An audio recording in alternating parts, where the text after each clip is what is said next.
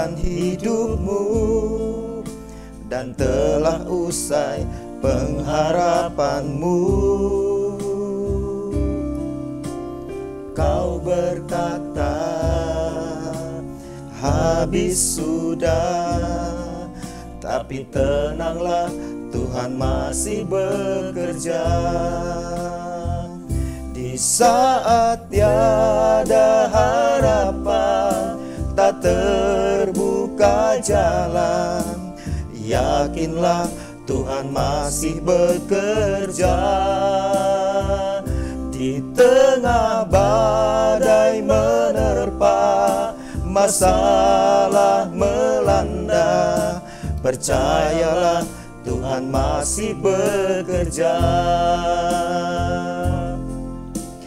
Tiada yang mustahil bagi Allah, serta bagi yang percaya. Semua badai taufan diteduhkannya, percayalah Tuhan masih bekerja. Di saat tiada harapan, tak terbuka jalan, yakinlah Tuhan masih bekerja. Di tengah badai menerpa, masalah melanda, percayalah Tuhan masih bekerja. Percayalah Tuhan masih bekerja. Percayalah Tuhan masih bekerja.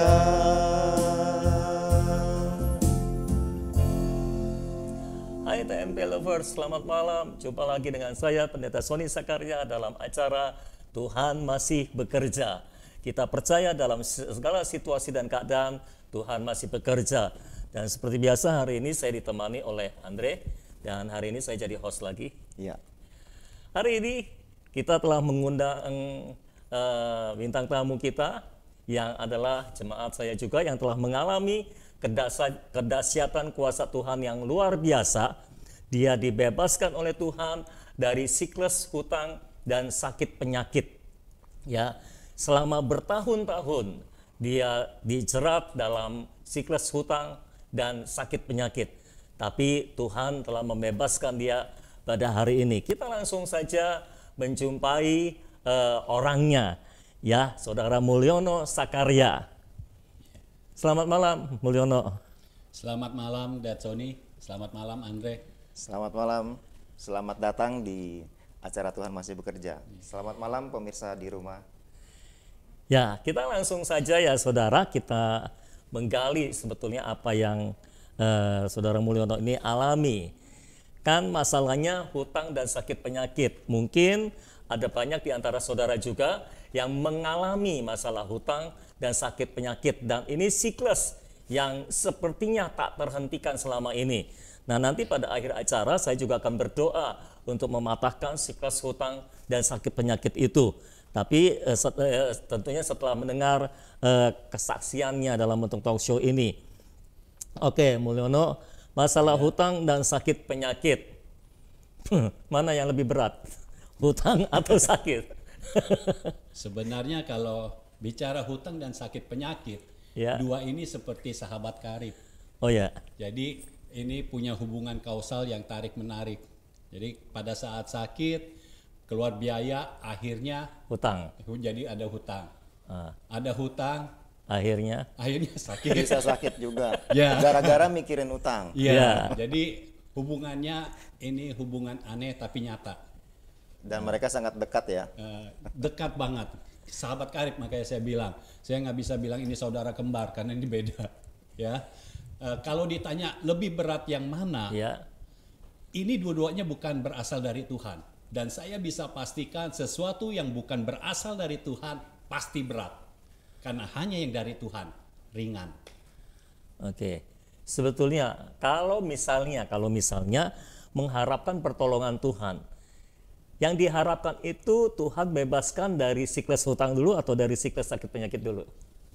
Pasti maunya borongan. Langsung mau dua-duanya. Disuruh pilih salah satu nggak mau. Soalnya kalau borongan lebih murah biasanya. Ditambah kita tahu kalau Tuhan menyelesaikan segala sesuatu pasti tuntas. Oke. Kalau waktu Andre kan Bertahap waktu itu. Penyakit sakit dulu ya, Sakit. sembuh sakit dulu, Iya. baru masalah hutangnya ya. Betul. Masalah hutangnya berproses ya. Berproses. Iya. Nah kalau Mulyono itu masalah hutang dulu selesai atau sakit dulu ya? Barengan. Barengan. Karena mintanya borongan. begitu. Jadi Sesuai permintaan. Kamu nggak minta kayak gitu mungkin waktu itu. Iya, iya, iya. Oke, karena nggak tahu yang mana yang lebih berat, kita mulai dari mana dulu ya? Ya sama-sama aja. Mungkin kita mulai dari hutang dulu ya, Iya, lebih menarik mungkin ini.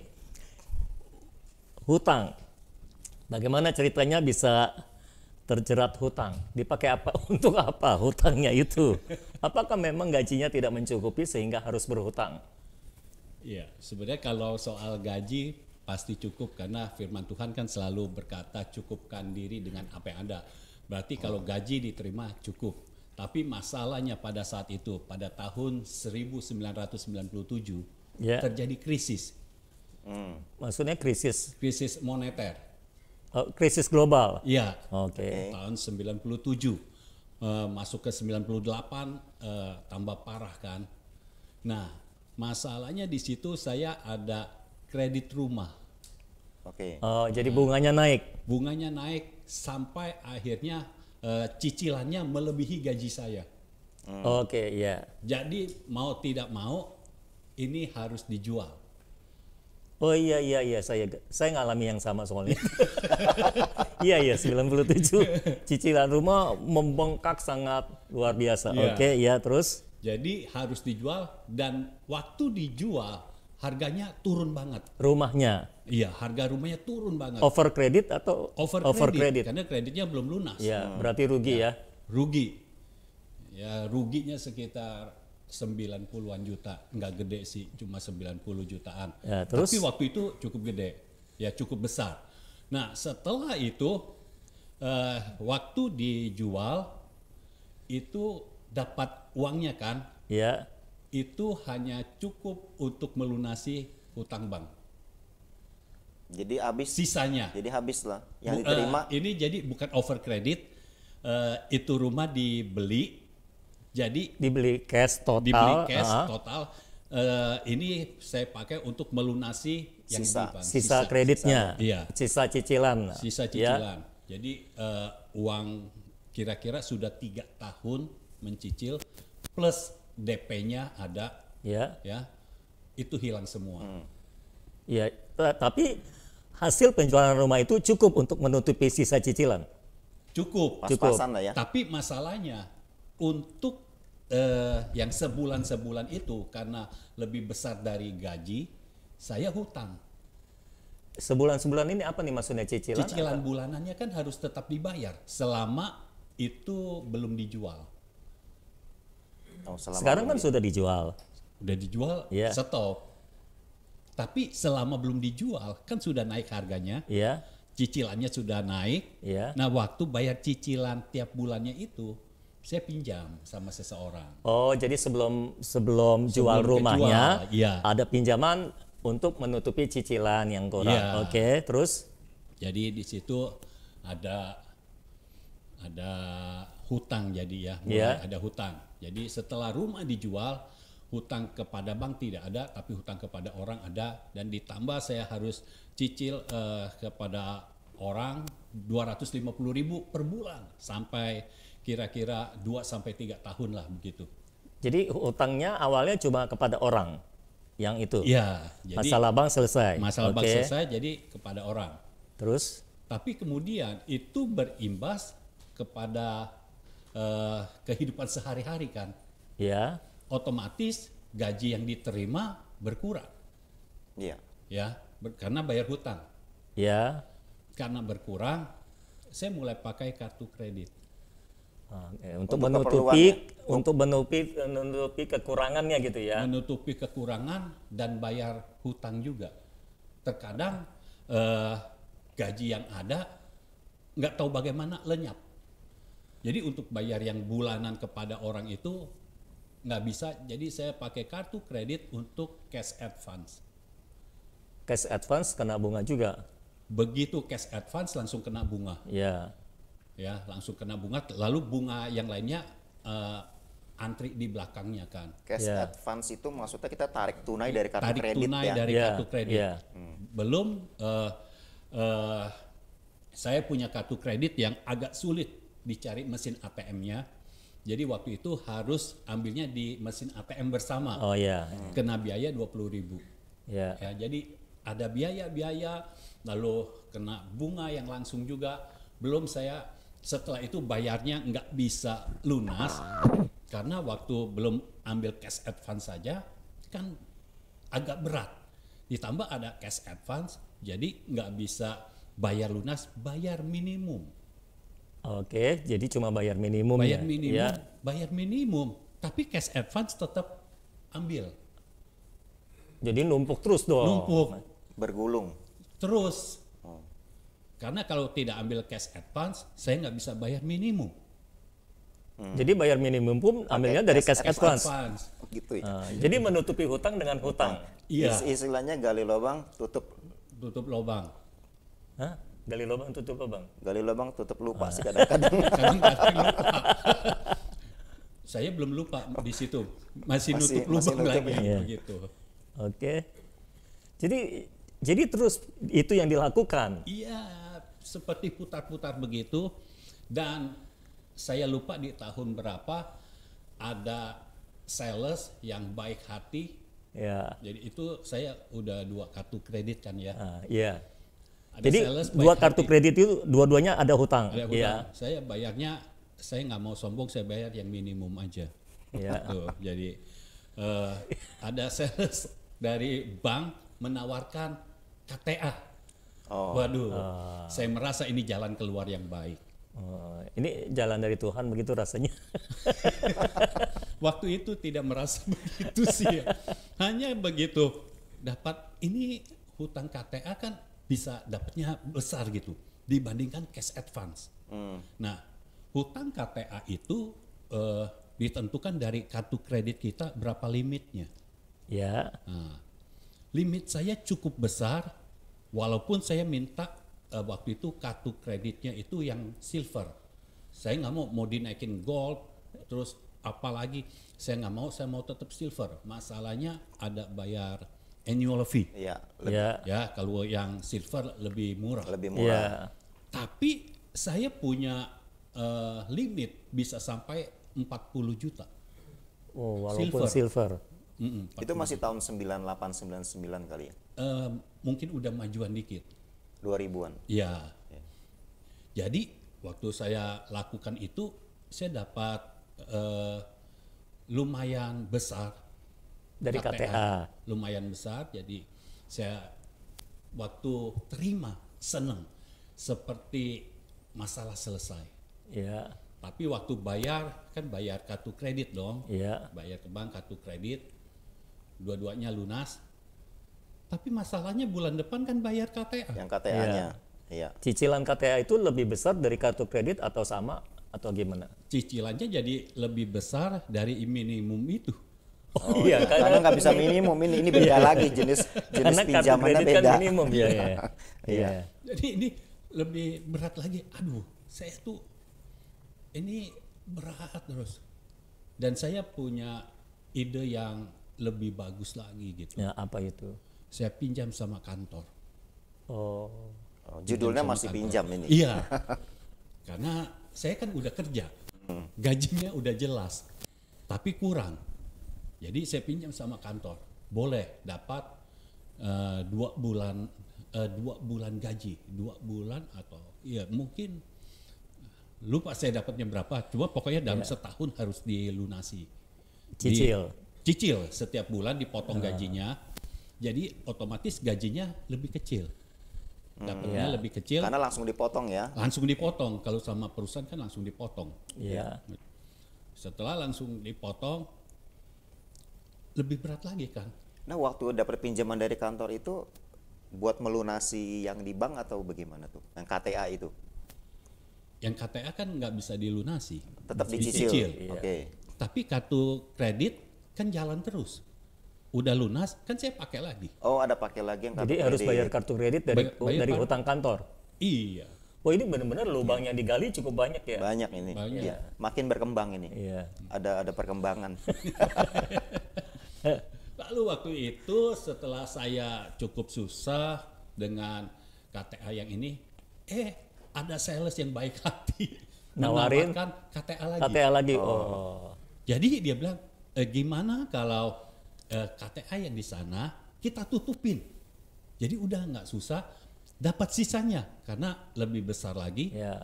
Dapat sisanya. Jadi satu cicilannya lubang sama. gitu ya. Iya, cicilannya sama. Tapi jumlah pinjamannya lebih besar dari Lebih yang sebelumnya besar ya. tapi lebih panjang. Ya. Cicilannya dibuat sama setiap bulannya. Ya. Wah, saya pikir ini jalan luar biasa, ini solusi luar biasa kan.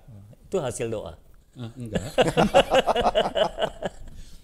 Pada saat itu saya sepertinya sedang lagi perantauan.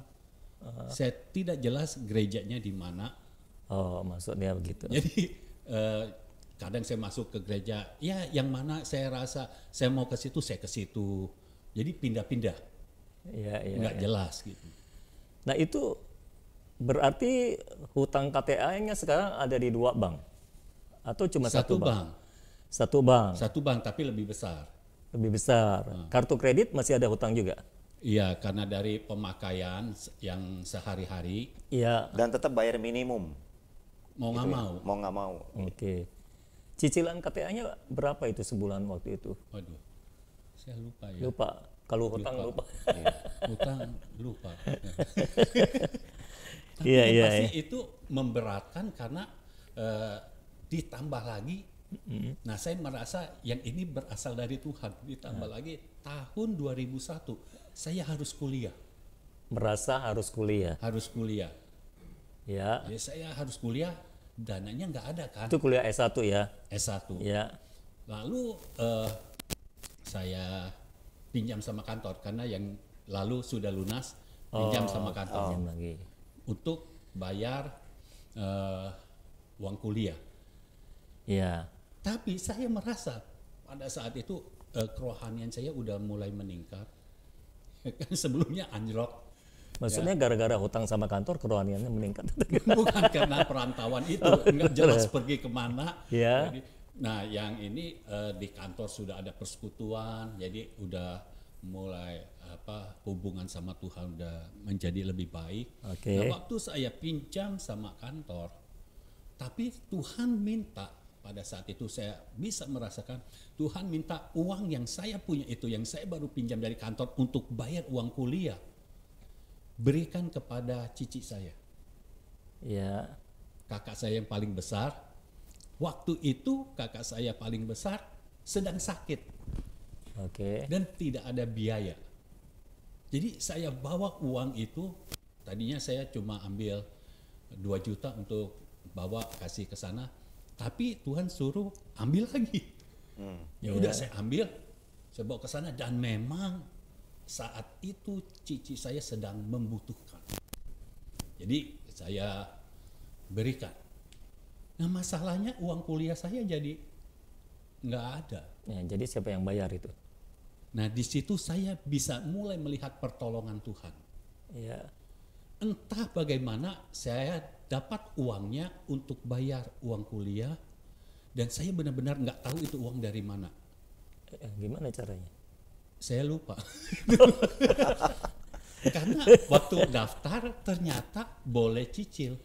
Ya. Boleh cicil 3 kali, jadi bayarnya nggak terlalu mahal. Ya. Tapi uangnya ada, Oke. Singkat cerita terbayar pendaftarannya. terbayar, bisa kuliah. Gitu. Tapi di tengah-tengah itu kan tiap 1 semester itu kan cuma 4 bulan kuliah.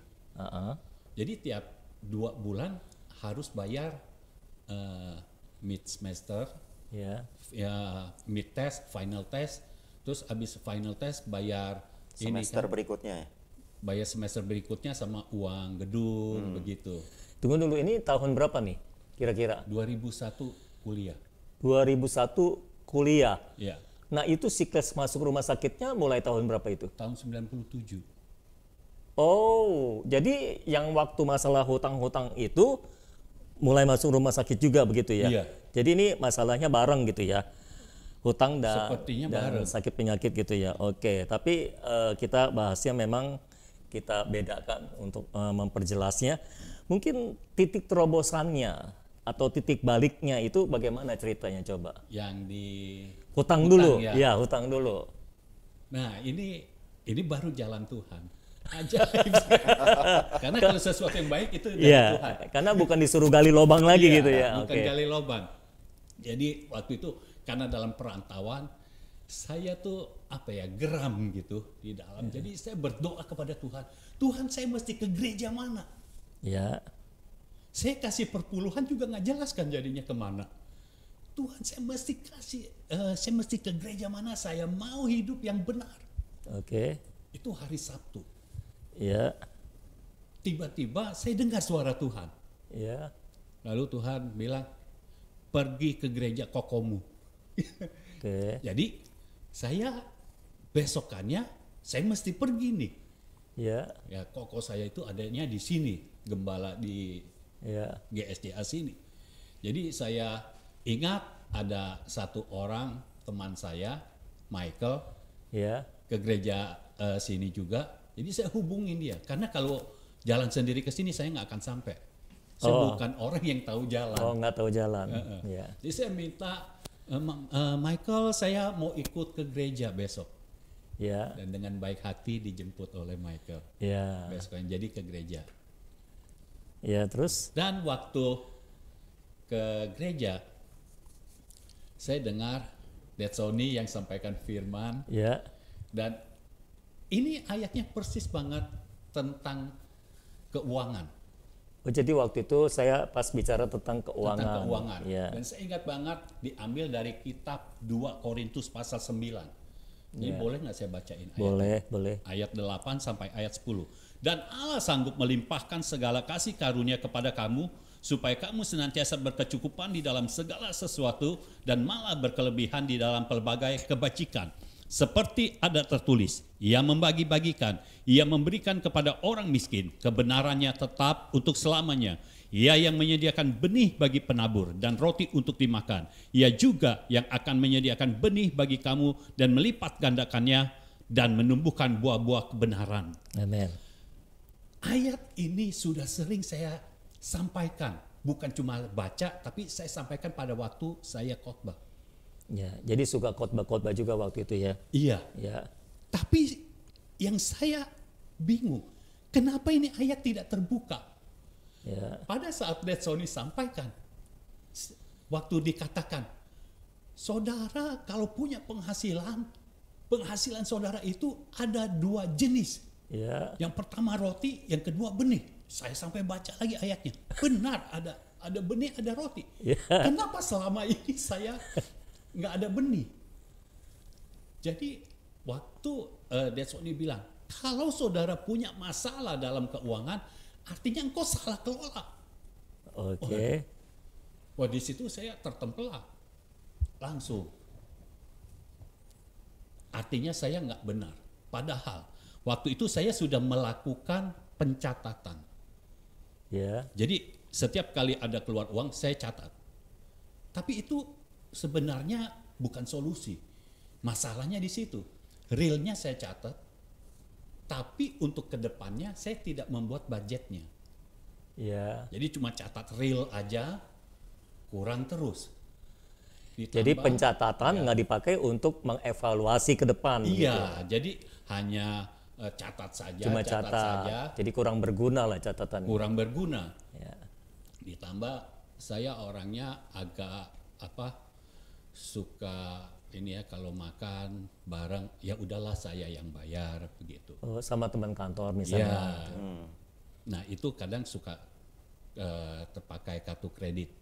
Oh, bayarin orang Uh-uh. pakai hutang kartu kredit. Ya. Nah, ini luar biasa. Dan ini nggak pintar sama sekali.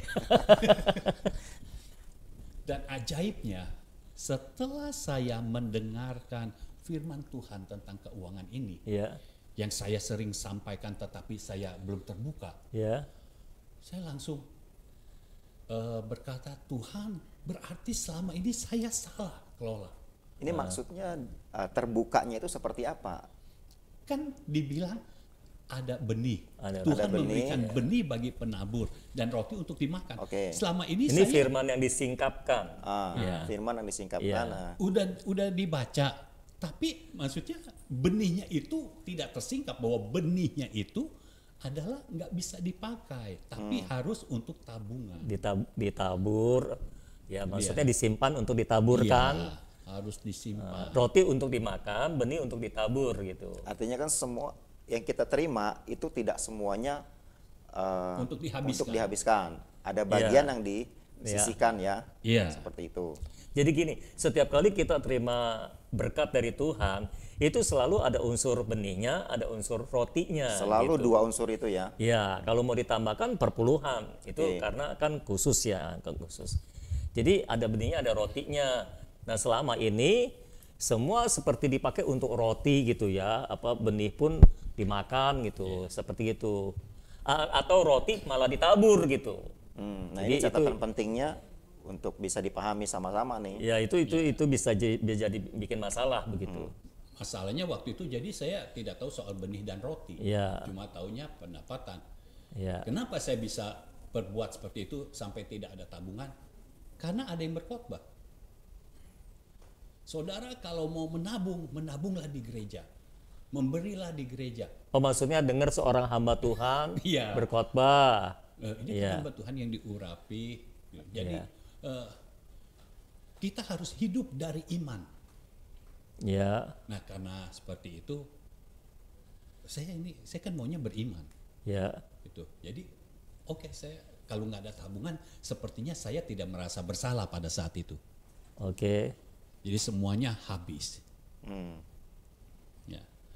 Dan sampai di rumah setelah ini tadi titik baliknya kan ya. Iya. Ya. Ya. Sampai di rumah saya nggak mau buang-buang waktu lagi. Saya ambil kertas, Langsung catat. pendapatan saya berapa. Ya, saya lihat realisasi saya kan masih ada catatannya. Ya. Saya mulai tulis semua. Terus saya lihat, wah, makan itu paling besar. Iya, kebanyakan orang begitu.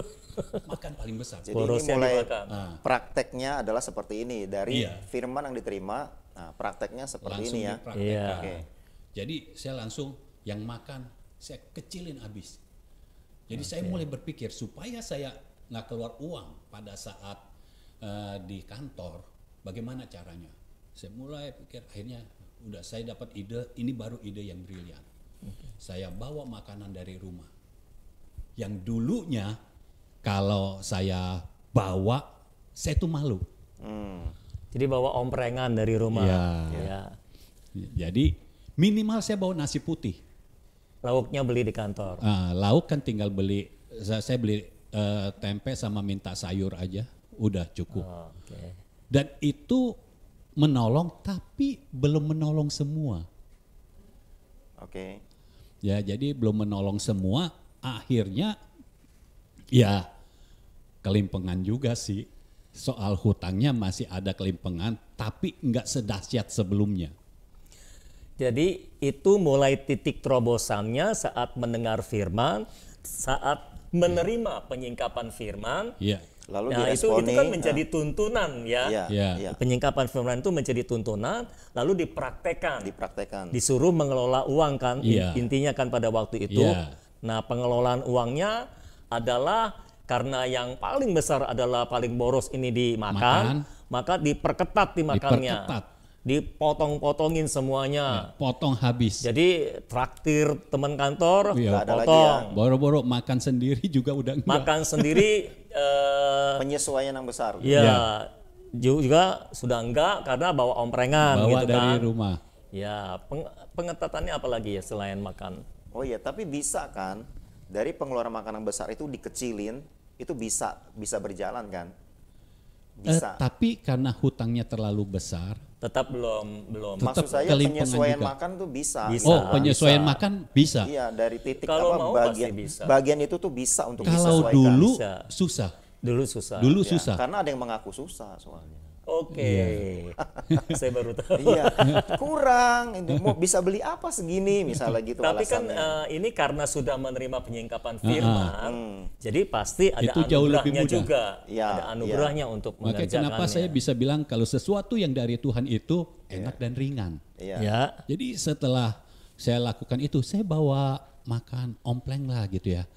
Ini nggak ada malu sama sekali. Pokoknya kalau mau bisa. Dulu malu ya. Malu, masa cowok bawa plastik tenteng-tenteng kan malu. Oh, coba nggak boleh bawa plastik ya. Ya dulu begitu kan, sepertinya gitu. Apalagi saya kan supervisor.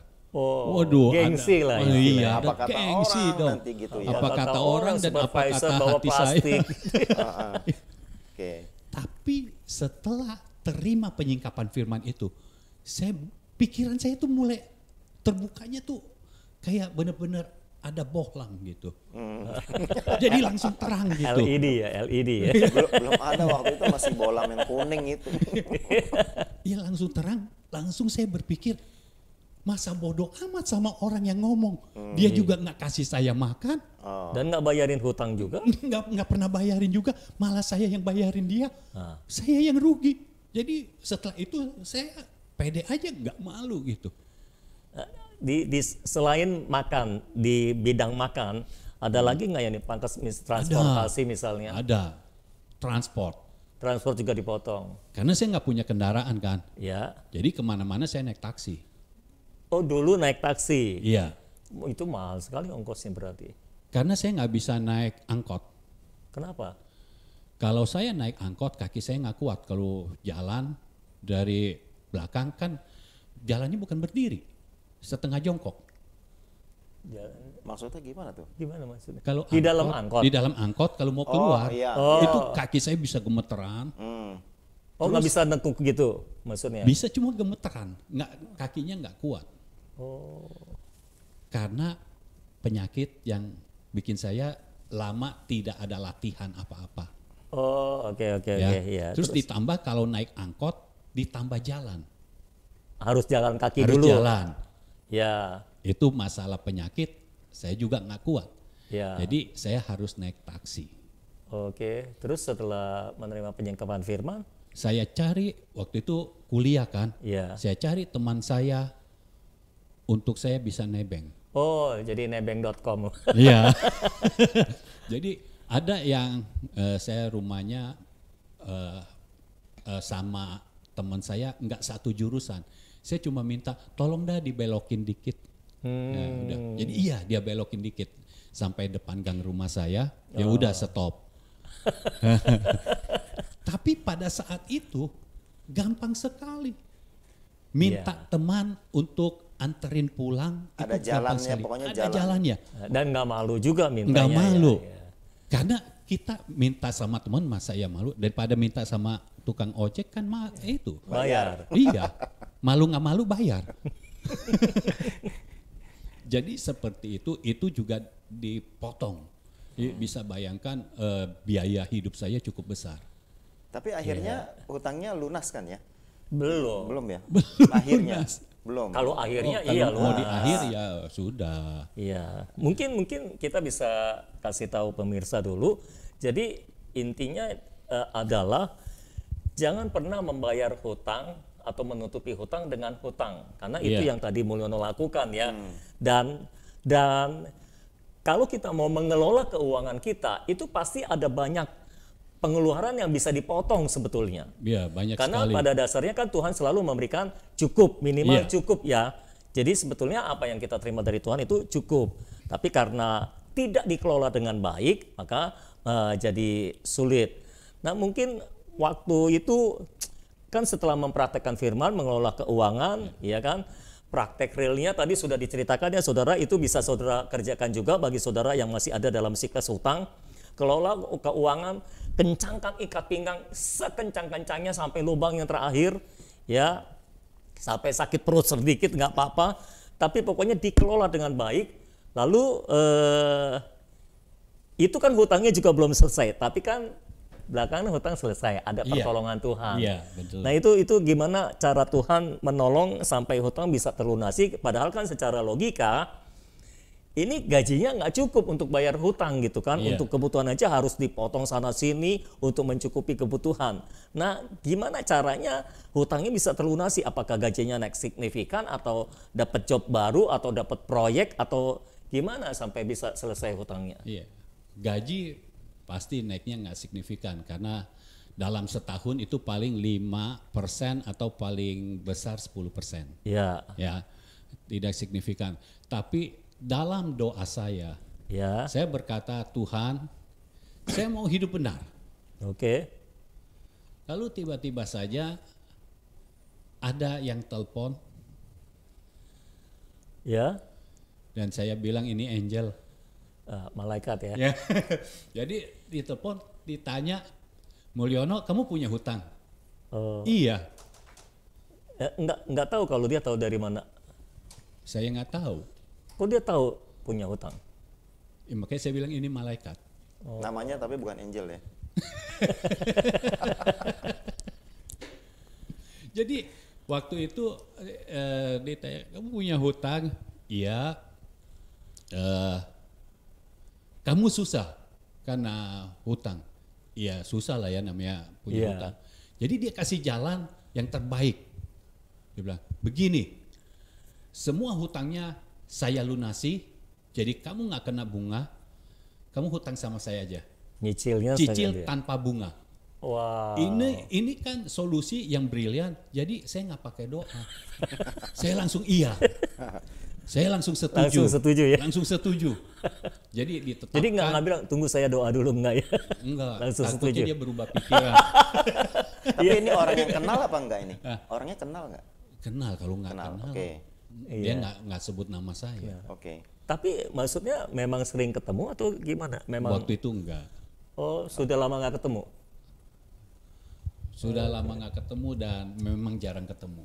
Oh oke. Jadi bukan orang dekat sebetulnya. Iya, iya. Orang yang jauh tapi tahu-tahu telepon dan Jadi tahu kan kalau dia seperti punya. ini kita bisa lihat ada campur tangan Tuhan kalau bisa Oh iya seperti jelas, itu. iya. Tapi itu belum berakhir masalahnya. Ya, terus Waktu bayar 500.000 itu, saya juga kesulitan. Itu Cicil ke dia ya? cicilan setiap bulannya. Iya, karena Iya. kan ingat saya kuliah, Hmm. mau sarjana kan. Jadi biayanya makin lama makin besar. oh oke. 500.000 jadinya terkadang waktu bayar kuliah, saya nggak bayar ke situ. Oh karena duitnya dialihkan untuk bayar kuliah. Iya. Jadi ditelepon lagi, Iya. kamu bayar susah ya 500.000 sebulan. Iya, belum bisa rutin nih gitu.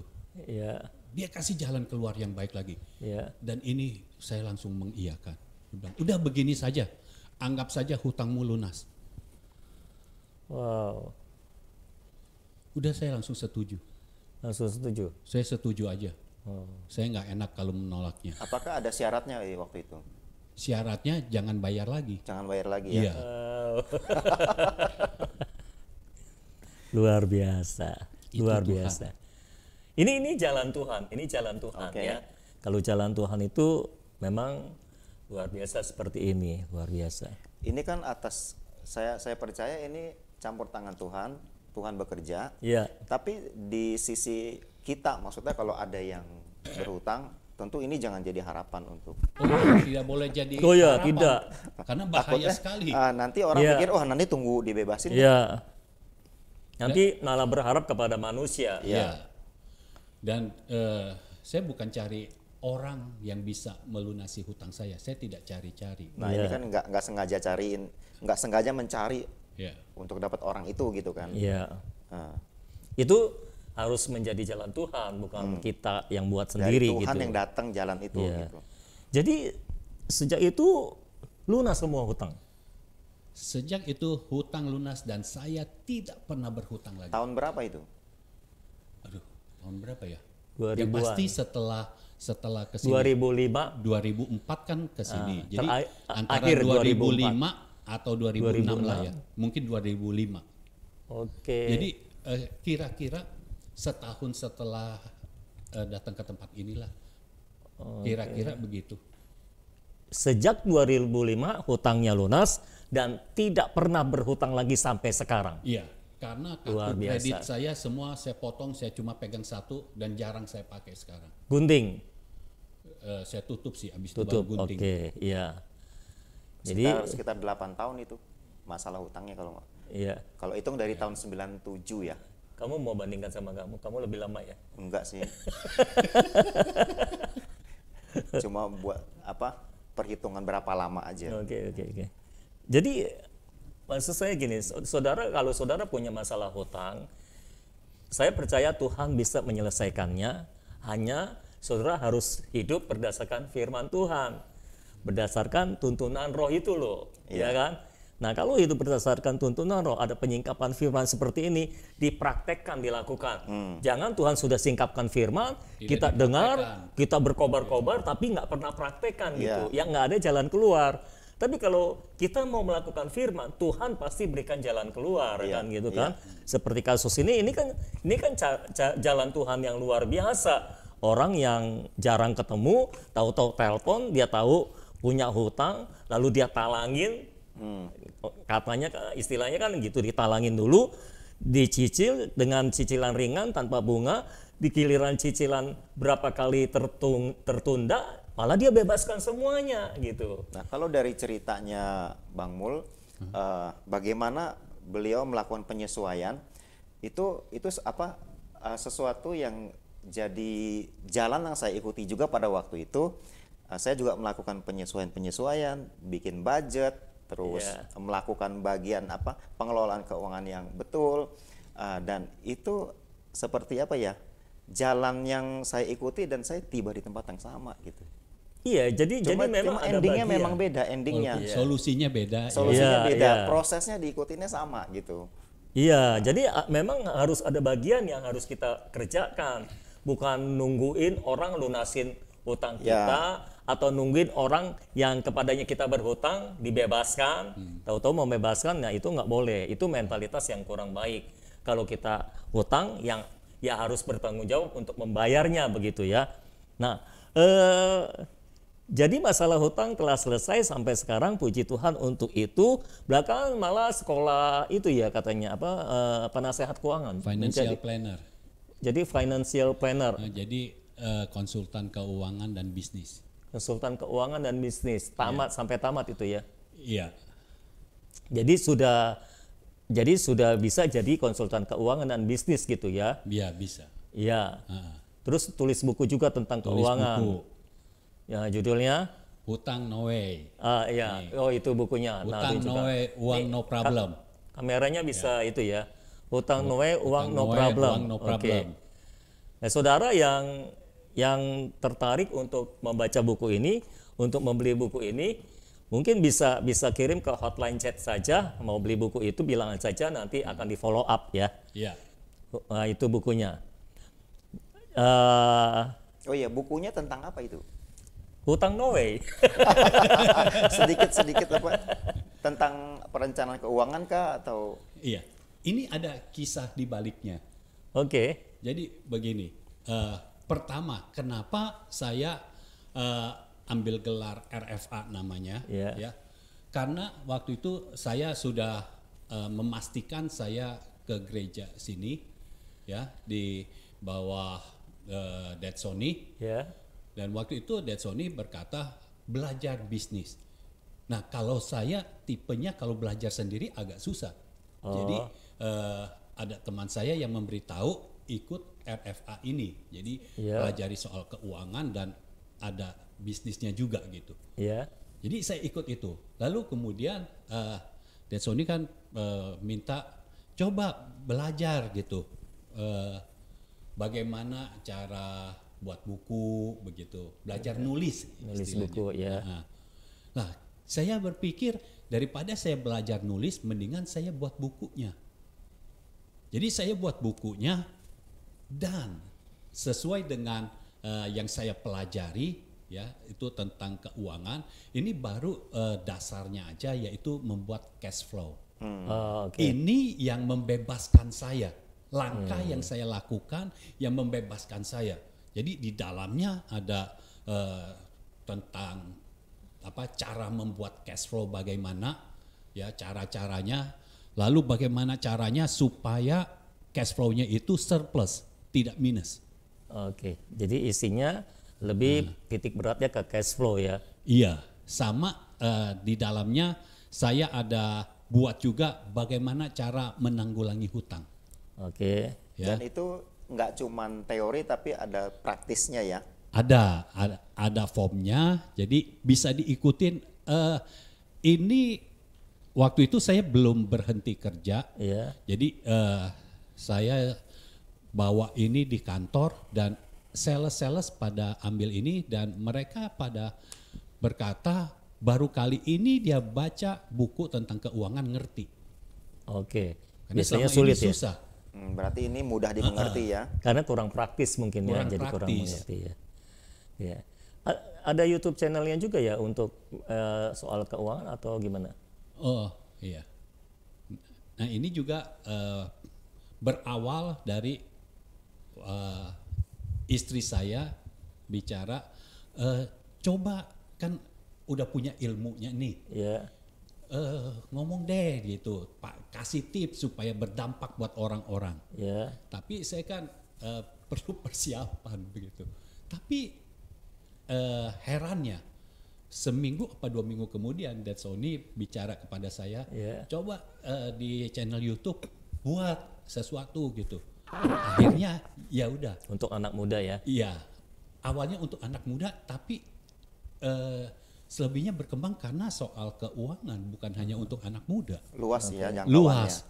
Jadi awalnya untuk anak muda, belakangan ini malah banyak yang udah umurnya udah dewasa Ya. ikut juga. Channelnya namanya apa supaya pemirsa tahu? Channelnya Mulyono Sakarya. Itu ada 2, yang satu firman Tuhan, yang satu lagi program crossover. Jadi yang tentang keuangan, Iya. ya tentang sekarang ini tentang bisnis. Maksudnya dalam satu channel itu kan? Iya, dalam satu channel itu. Iya. Jadi tinggal dibuka saja Mulyono Sakarya, nanti akan ketemu di sana. Oke, bagi saudara yang mau tahu lebih lanjut tentang keuangan, boleh kunjungi channel YouTube Mulyono Sakarya ya. Oke, sekarang kita ke siklus sakit penyakit langsung ya. Karena waktu kita sudah terbatas, sakit penyakit setiap tahun pasti masuk rumah sakit selama 8 tahun. Itu gimana awal mulanya? Kok masuk rumah sakit bisa berlangganan seperti itu? Terus alasan masuk rumah sakitnya apa? Kan harus ada alasan juga. Iya. Sakitnya itu sama terus atau beda-beda sakitnya setiap kali masuk rumah sakit? Pertama sakit gara-gara asma. Ya, Jadi saya sejak tahun berapa udah ada penyakit asma, ya, tetapi sepertinya tahun 97 itu mungkin itu titik paling berat. 97. Tahun 97 itu titik paling berat dalam hidup saya. Jadi masuk rumah sakit asmanya luar biasa kambuhnya, Ya, sampai saya pakai Ventolin inhaler kan. ya. Ventolin inhaler sudah tidak mempan, beli obat-obatan juga tidak mempan, jadi harus masuk ke rumah sakit.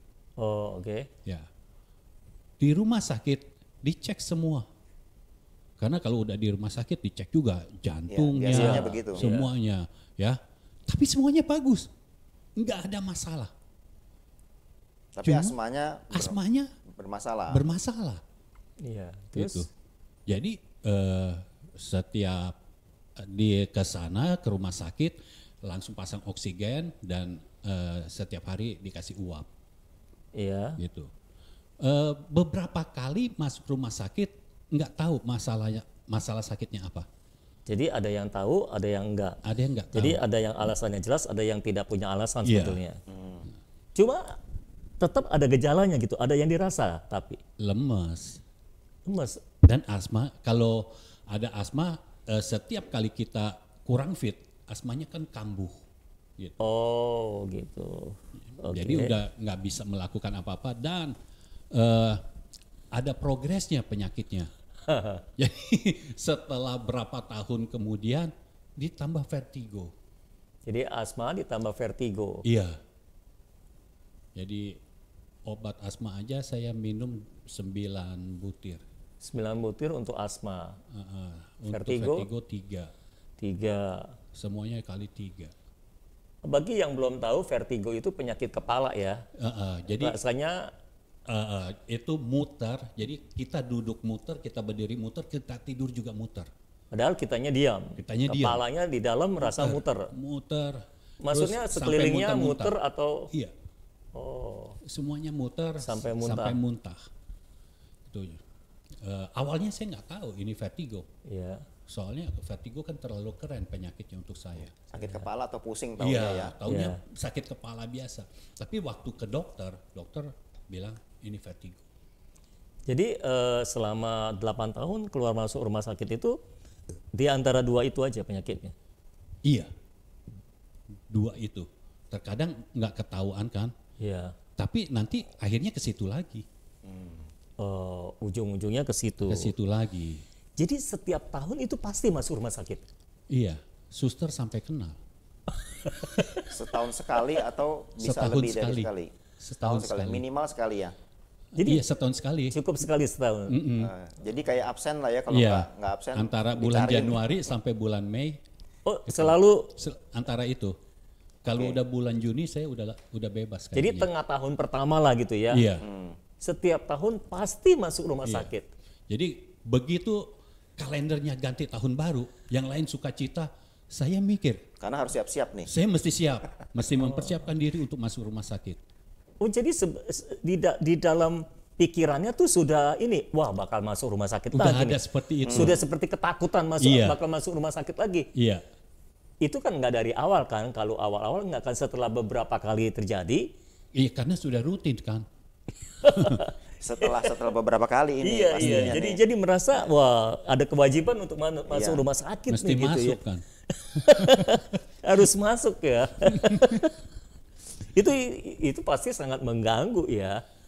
Mengganggu dan asma saya sudah mengganggu sekali karena saya nggak kuat jalan panjang, jalan lama. Iya. 50 meter aja udah nggak kuat. Oh. Ya, benar-benar udah nggak kuat saya kalau jalan sebentaran, kalau sudah sampai di tempat mesti buru-buru istirahat, duduk diam, Atur nafasnya ya. atur nafas dan pakai Ventolin, Ventolin inhaler. Jadi Ventolin inhaler itu saya pakai satu itu seminggu bisa habis. Oh, berarti banyak sekali kan kalau nggak salah 100 atau 200 ya. Iya. 100 atau 200 kali ya itu. Ya jadi karena saya pakainya sering, seminggu bisa habis. Jadi kalau saya beli itu bisa langsung 5. Oh. Itu kan tadi kan hutangnya itu kan 2005-an ya. Iya. Selesainya ya. Iya. Masalah penyakit ini sama ya 2005-an ya? Nah, kan saya kemarin November 2004. Iya. Di tahun 2005, kira-kira bulan Juli, Iya. saya baru sadar, saya belum masuk ke rumah sakit nih. Oh iya. Batas waktu udah habis tuh. Udah lewat. Udah expired kan, udah expired. Iya. Karena kan paling lambat bulan Mei Mei. kan. Ini udah Juli kok Udah belum Juli, masuk. kok belum masuk nih? Iya. Ini kayaknya nih ada yang nggak benar di sononya ya, di sayanya berarti benar. Jadi waktu saya, udah nggak ke rumah sakit lagi, saya baru merasakan kebebasan yang luar biasa. Udah berarti sejak saat itu nggak masuk-masuk lagi tuh ya. Nggak masuk rumah sakit, tapi penyakitnya belum sembuh. Oke. Jadi sejak tahun 2005 Iya. sampai sekarang 2020 kira-kira udah 15 tahun ya. Iya, Belum pernah masuk rumah sakit lagi. belum pernah. Sekalipun juga. Kalau saya masuk ke rumah sakit, artinya saya doain orang sakit. Besok. Susternya nggak nyariin lagi. Oh, udah nggak kenal sekarang, udah nggak kenal. Dia pikir kemana itu orang ya. Iya. Kok tumben tahun ini nggak absen. Jangan-jangan waktu besok ketemu suster, Pak, ternyata bukan masuk rumah sakit gitu kan. Besuk dan mendoakan orang sakit. Iya. Oh itu luar biasa ya. Jadi tahu-tahu gitu. Kira-kira apa yang menyebabkan kok tiba-tiba hilang gitu? Kok tiba-tiba siklusnya berhenti? Kalau tadi kan keuangan itu kan tadi terima keuangan. penyingkapan firman kan. Ya. Iya. Lalu melakukan penyesuaian. Kalau penyakit ini gimana? saya dapat firmannya sama tentang keuangan. Karena itu yang paling masuk ke saya kan, yang saya tangkap pertama kali. Nah, saya juga tidak tahu bagaimana cara bekerjanya. Rupanya firman apapun kalau itu benar-benar dari Tuhan, itu melepaskan kita, membebaskan kita dari apapun juga. Bisa kemana-mana ya. Iya. Walaupun terima keuangan, bisa ke kesembuhan juga. Iya. Tapi itu belum dibilang sembuh, tapi tidak ke rumah sakit. Artinya penyakitnya nggak pernah sampai parah. Fatal lah gitu ya. Iya. Dan masih pakai Ventolin inhaler. Oh, berproses ya. Ya. Tapi tiba-tiba Ventolin inhaler ini saya biasa pakai yang buatan Australia. Iya. Jadi sorry saya nggak biasa yang lokal. Bukan apa-apa, yang lokal lebih mahal. Lebih mahal. Yang lokal lebih mahal. Jadi saya pakai buatan Australia. Lebih murah ya waktu Lebih itu. murah 30.000. Oke. Jadi tiba-tiba yang dari luar nggak boleh masuk ke Indonesia. Ya. Jadi Ventolin inhaler tiba-tiba nggak ada sama sekali yang buatan Australia. Sedangkan buatan yang lain saya nggak cocok. Oh, pernah coba nggak cocok? Nggak cocok. Nggak cocok pemakaiannya dan juga harga mungkin ya. Memang nggak cocok. Jadi nggak lega gitu. Nggak lega. Nggak lega. Karena kalau sudah begitu kan harga udah bukan masalah lagi. Iya. Oke. Akhirnya karena nggak ada, ya otomatis saya nggak pakai dong. Nah, setelah nggak pakai bagaimana? Ya udah saya nggak pakai. Saya lupa kalau saya nggak pakai Ventolin. Dan nggak kenapa-napa? Nggak kenapa-napa. Oke. Itu sejak kapan? Itu juga saya lupa. Karena kejadiannya tiba-tiba aja. Coba aja cari sejarahnya kapan obat-obat dari luar itu nggak boleh masuk ke Indonesia. Oh, itu ini waktunya sekitar Ya. itu ya. Jadi itu saya tiba-tiba udahlah nggak ada yang bisa dipakai kan. Ya sudah tidak pakai.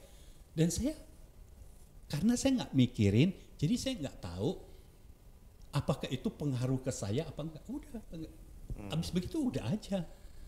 Tapi nafasnya lega, vertigonya juga hilang. Vertigo hilang pada saat saya datang ke sini. Waktu itu didoakan oleh seorang hamba Tuhan dari Malaysia. Oke. Didoakan dan itu benar-benar sejak saat itu saya tidak pernah vertigo lagi. Didoakan untuk kesembuhan memang? Iya. Oke. Jadi udah nggak pernah vertigo lagi. Jadi kalau pusing ya pusing biasa aja. Jadi sejak yang lepas Ventolin itu jalan jauh sudah bisa. Sudah bisa. Jadi sudah mulai. Karena kan kalau misalnya nggak bisa, saya bisa mati di jalan karena nggak ada obatnya, nggak ada Ventolin. Nggak kuat kan ya? Iya. Saya juga nggak tahu kenapa. Karena waktu saya kuliah, saya belum ke sini. Iya. Saya main badminton. Ayo kita main pemanasan dulu. Berarti 2001-an tuh. Ya 2001 sampai 2003 lah ya. Yeah. Pemanasan. Ini kayaknya saya bisa menduga nih. Habis pemanasan Selesai. Kan asma ya.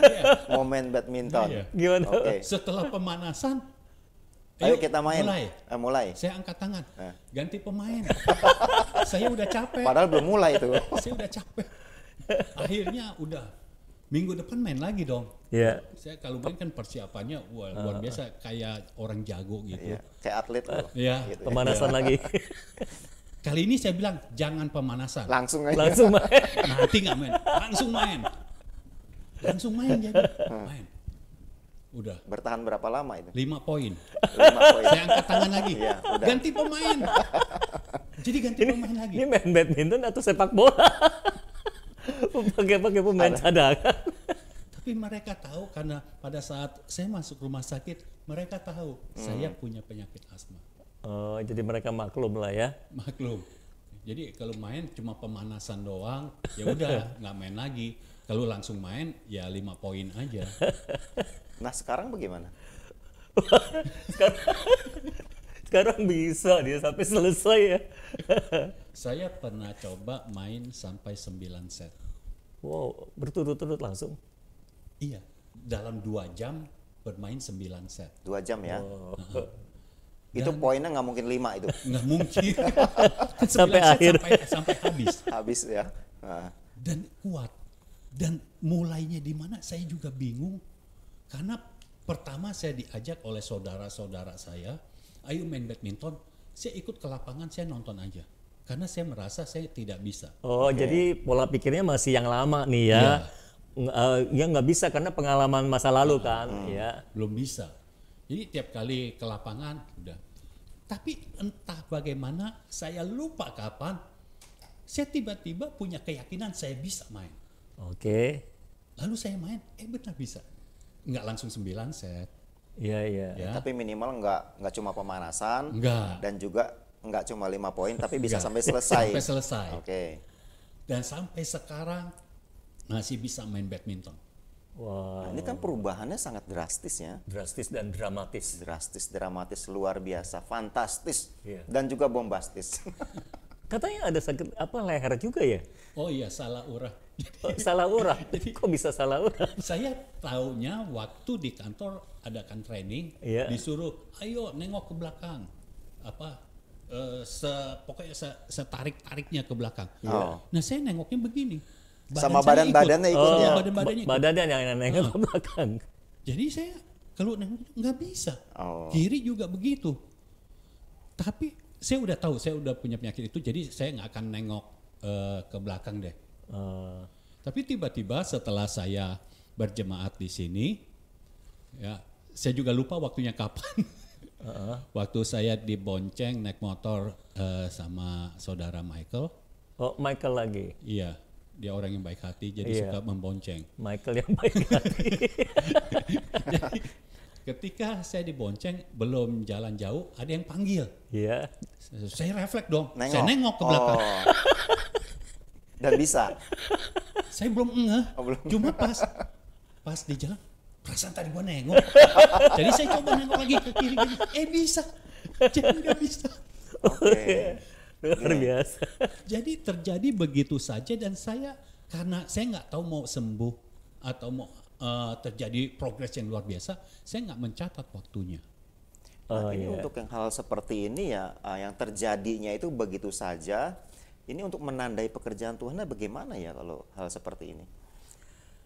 Ya, terkadang memang kita nggak ada tandanya ya. Kita cuma tahu itu telah terjadi gitu. Itu telah terjadi dan orang yang tahu, saudara-saudara saya kan tahu. Saya pakai Ventolin inhaler. Dan yang paling nggak enakin, saya sudah lama tidak pakai Ventolin inhaler. Kalau ada orang yang butuh, tanyanya ke saya. Mul, ada Ventolin nggak? Udah lama nggak pakai. Yang jelas firman Tuhan yang Bapak bekerja di area keuangan itu yang bisa menjadi titik balik untuk hal-hal yang lain sepertinya ini Iya, ya. meluas ya. Saya merasa bukan hanya firman Tuhan yang ini, Iya. tapi firman Tuhan yang lain juga. Karena Oh, iya. saya sudah terima ini, lalu yang lainnya saya terima tidak susah lagi. Oke. Ya, ya. Dan itu menerangi pikiran saya. Yang tadinya pikiran saya itu sepertinya kok cepet banget. Ya contohnya aja, Cupat kalau itu bawa apa ya? sempit. Sempit ya. Ya, kalau bawa makanan kok malu. Kan makanan kita sendiri. Bukan Iya. makanan orang lain. Kok malu? Kan itu cepet gitu.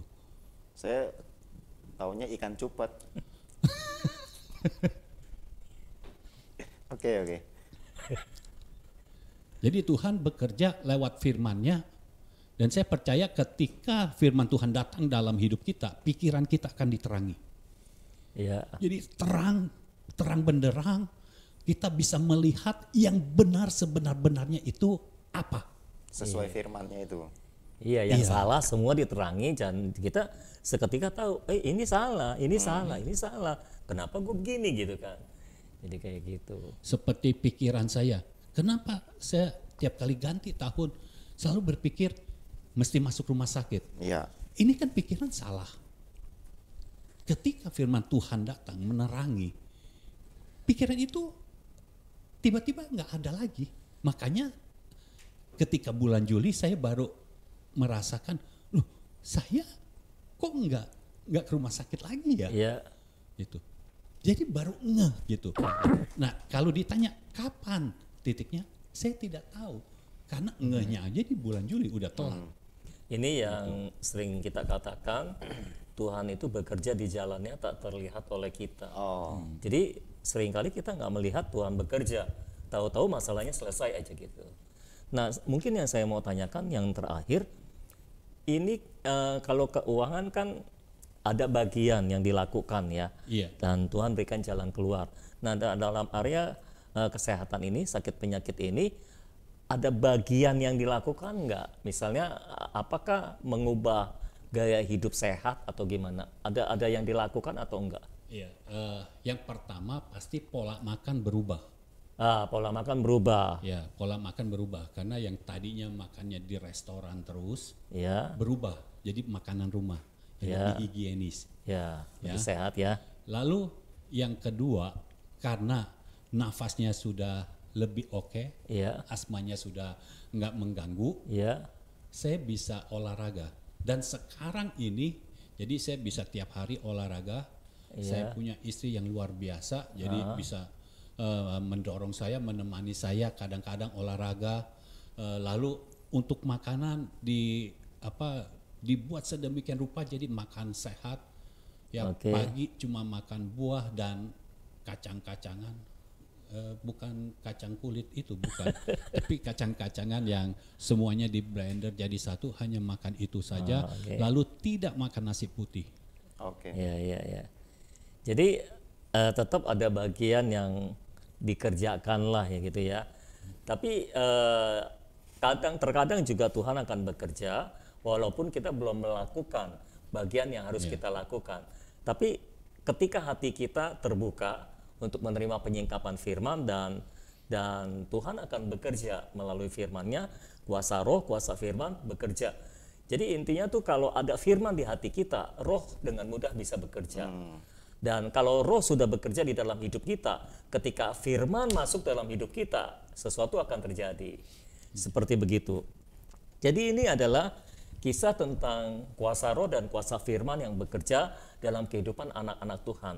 Nah, saudara yang di rumah, saya percaya kalau saudara memiliki siklus sakit penyakit yang setiap tahun pasti sakit dan seringkali sakitnya di bulan yang sama atau di musim yang sama. Ada orang-orang yang selalu sakit saat liburan misalnya, saat liburan panjang, waktu jamnya kerja mereka nggak sakit, tapi saat liburan mereka sakit gitu. Ada saja sakitnya seperti gitu. Mungkin nggak semua seperti Saudara Mulyono masuk rumah sakit, tapi sakit cukup mengganggu juga gitu. Berulang-ulang. Dan berulang-ulang setiap tahun sakit yang sama, setiap tahun sakit yang sama seperti itu. Itu sebuah siklus. Keuangan juga begitu, ya. Selalu ada saja giliran mau mengalami terobosan keuangan, patah lagi di tengah jalan dan sebagainya. Jatuh bangun ya. Jatuh bangun dalam keuangan. Lalu siklus hutang. Mau bebas dari jerat hutang, mengalami kesulitan. Selalu ada dalam siklus yang sama. Nah, saya percaya Tuhan bisa bekerja mematahkan semua siklus-siklus yang Amin. tidak baik itu. Karena saya percaya semua siklus yang tidak baik itu tidak pernah berasal dari Tuhan. Ya. Tuhan selalu memberikan siklus yang baik. Nah, saya percaya salah satu kunci untuk kita bisa berpisah dari siklus-siklus buruk itu adalah ketaatan terhadap firman. Jadi ketika kita terima firman, kita taat, kita melakukannya, kita mengerjakannya, maka Roh Kudus akan bekerja dan mematahkan semua siklus-siklus yang buruk dalam hidup kita. Saya percaya hari ini Tuhan akan bekerja di tengah-tengah kita, di tengah-tengah saudara yang ada di rumah. Ya, kita akan berdoa buat saudara untuk mematahkan semua siklus hutang, semua siklus sakit penyakit. Amin. Nah, bagi saudara khususnya yang punya masalah hutang, tolong perhatikan baik-baik wawancara saya dengan Mulyono tadi, dengan saudara Mulyono tadi, yang menyebabkan dia bisa mengalami terobosan dalam hal keuangan sehingga bebas dari hutang adalah dia mengerjakan bagiannya, dia menerima firman, dia percaya kepada firman, lalu dia melakukan bagiannya sesuai dengan firman yang dia terima. Jadi saudara juga harus melakukan yang sama. Jangan mengharapkan hutangmu lunas dan cuma mengharapkan pertolongan Tuhan, tapi saudara tidak mau melakukan bagian saudara. Saya dorong setiap saudara, kami berdoa di sini untuk saudara, tapi saudara melakukan apa yang seharusnya saudara lakukan seperti yang Tuhan sampaikan di dalam firman-Nya. Oke, kita berdoa buat saudara sekarang. Bapa, di dalam nama Yesus kami datang kepada Tuhan. Kami percaya Engkaulah yang punya kuasa Tuhan. Engkau yang berkuasa di langit dan di bumi, di atas langit dan di atas bumi Tuhan. Semua kuasa tunduk di bawah kaki-Mu Tuhan. Dan kami percaya Tuhan, Engkau juga punya kuasa Tuhan untuk mematahkan semua siklus buruk dalam kehidupan kami Tuhan.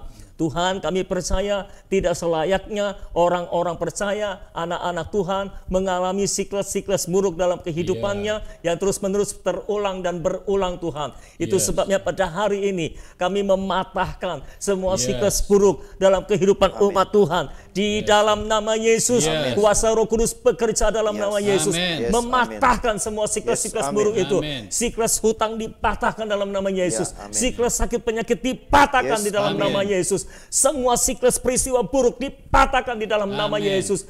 Berhenti sekarang di dalam nama Yesus, dan kami percaya setelah waktu ini maka siklus itu akan berganti dengan siklus yang sebaliknya, yang baik, yang benar, yang berasal daripada Tuhan. Terima kasih Bapa dalam surga, bekerjalah Roh Kudus di atas kami, di tengah-tengah kami Tuhan, bekerjalah dalam kehidupan kami Tuhan. Dan kami berdoa juga Tuhan, berikan kami hati yang taat, berikan kami hati yang mencintai Tuhan, hati yang mau taat terhadap firman, yang percaya terhadap firman.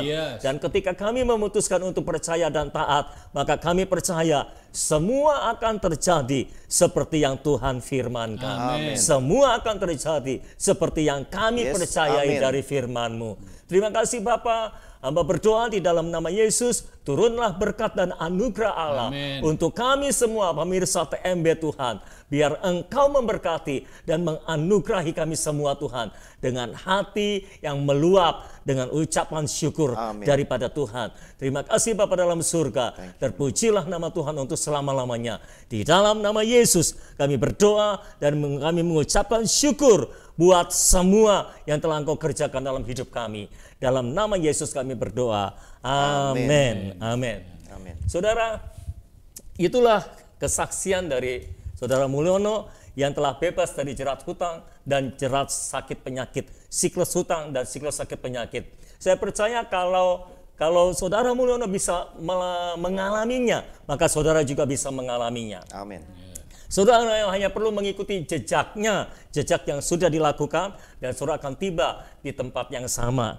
Ya, nah bagi saudara yang belum subscribe channel YouTube ini, YouTube Sony Sakarya ini, saudara bisa subscribe, dan bagi saudara jangan lupa juga klik like dan tulis komen di kolom komen. Ya, mungkin saudara meresponi kesaksian ini dan sebagainya. Bagi saudara yang punya kesaksian, saudara merasa terjamah atau menerima pertolongan Tuhan karena mengikuti acara ini, saudara bisa kirimkan kesaksian saudara lewat hotline chat kami yang tertera di bawah, dan saudara juga bisa tulis di kolom komen untuk memberkati yang lainnya juga, ya. Dan setiap pagi saya juga mengirimkan daily bread, pesan firman untuk menolong saudara untuk menjadi bahan renungan sepanjang hari. Setiap pagi sebelum jam 6 pagi. Kalau saudara mau mendaftar, saudara boleh kirimkan ke hotline chat juga. Bilang saja kami mau daftar daily bread, nanti akan di follow up oleh tim kami, ya saudara. Dan bagi saudara yang mau beli buku Hutang No Way dan buku Tuhan Masih Bekerja, saudara bisa kirimkan juga pesan itu kepada hotline chat kami, nanti akan di follow up selanjutnya, ya. Hari ini cukup, saya mau undur diri, sampai jumpa lagi Senin yang mendatang, ya. Dengan saya Pendeta Sony Sakarya dan saya Andre Benardi dan saya Mulyono Sakarya. Percayalah Tuhan masih bekerja.